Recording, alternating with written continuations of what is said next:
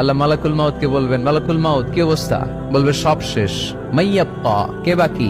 মালাকুল মাউত বলবে জিনেরা বাকি, যাদেরকে দেখা যায় না। আল্লাহ বলবেন জিনদেরকেও শেষ করে ফেলো, রুহু কবজ করো। মালাকুল মাউত আজরাইল জিনদের রুহু কবজ করবে। আল্লাহ এবার জিজ্ঞেস করবে, ইয়া মালাকাল মাউত আখবিরনি মাইয়াব্বা, এবার বলো আর কে বাকি? মালাকুল মাউত বলবে, আল্লাহ মানুষগুলো সব শেষ, জিনগুলাও শেষ, এবার বাকি ইবলিস শয়তান। কে বাকি?